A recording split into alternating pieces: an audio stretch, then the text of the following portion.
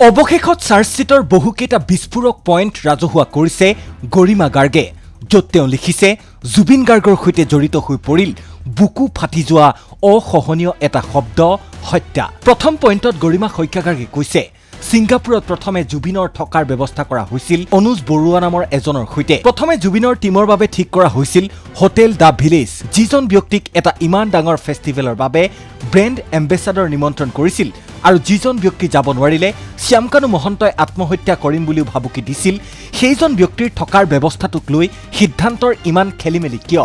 ২ number পইণ্টত গৰিমা গাৰ্গে কৈছে জুবিন গাৰ্গে কোনো ঠাইত হোটেলৰ ৰেজিষ্টাৰ চেক নকৰে, গতিকে হোটেলৰ ৰুম কাৰ নামত বুক কৰা হৈছিল বা ৰেজিষ্টাৰত কাৰ নাম আছিল সেই বিষয়ে নিঃসন্দেহে জুবিনে জনা নাছিল।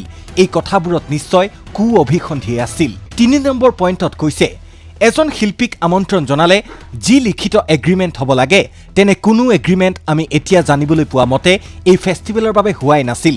মেনেজাৰ হিচাপে সিদ্ধাৰ্থ আৰু আয়োজক হিচাপে শ্যামকানু মহন্তৰ সম্পূৰ্ণ দায়িত্ব আছিল জুবিনৰ সুৰক্ষা আৰু সিদ্ধাৰ্থই বিশেষভাৱে নিশ্চিত কৰিব লাগিছিল মেডিকেল কেয়াৰৰ।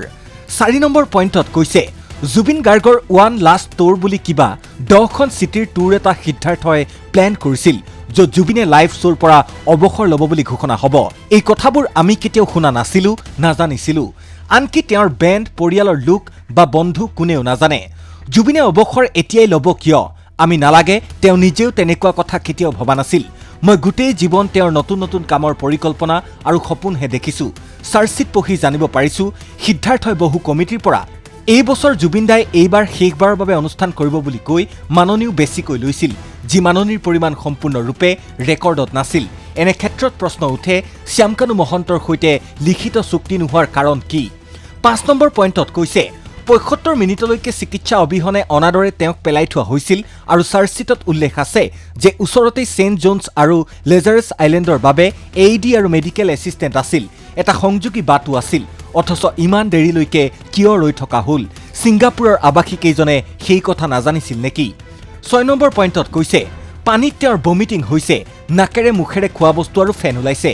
এই সকলোবোৰ গেষ্টিকৰহে লক্ষণ বুলি এৰি দিব পাৰিলে কেনেকৈ? ভাগৰুৱা হৈ সাঁতুৰি থকা দেখিও সিদ্ধাৰ্থই হাত জোকাৰি যাব দে ইংগিত কোনো এজনে অৱস মানুহজনক বাধা দিয়াৰ চেষ্টা নকৰি আনন্দত মছগুল হৈ থকা এই কথাবোৰ কিমান অসহনীয়। শেষত গৰিমা শইকীয়া গাৰ্গে লিখিছে ২০০০ চনৰ পৰাই মৃত্যুৰ তাণ্ডৱ চলা আমাৰ ঘৰখন সময়ৰ সোঁতত মাথো অলপ ঠান ঠিত লাগিছিলহে, তাকো এই অসুৰবিলাকৰ সহ্য নহ'ল। এতিয়া আমি একান্তভাৱে বিচাৰিছো ফাষ্ট ট্ৰেক স্পেচিয়েল বেঞ্চ আদালত, য'ত ডেইলি বেচিছত কেৱল জুবিন গাৰ্গৰ গোচৰটোৰ শুনানি হওক, যাতে অতি সোনকালে জুবিন গাৰ্গে ন্যায় পায়।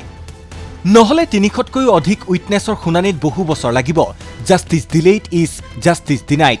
চৰকাৰলৈ এটি বিশেষ অনুৰোধ যাতে এটা ষ্ট্ৰং পাব্লিক প্ৰচিকিউটৰৰ টীম গঠন কৰি দিয়ে, য'ত জ্যেষ্ঠ অধিবক্তা 2জনমান থাকে এজ লিগেল এডভাইচৰ্ছ, আৰু টীমটো প্ৰয়োজনীয় মেন পাৱাৰ তথা লজিষ্টিক সা সুবিধাৰে সবল কৰি দিলে তেতিয়াহে ন্যায় প্ৰতিষ্ঠা জোৰদাৰ হ'ব। শেষত গৰিমা গাৰ্গে কৈছে দোষীয়ে কঠোৰতম শাস্তি পাওক, এতিয়া তাৰ বাহিৰে আন কথা ভাবিব পৰাকৈ আমাৰ একো নাই।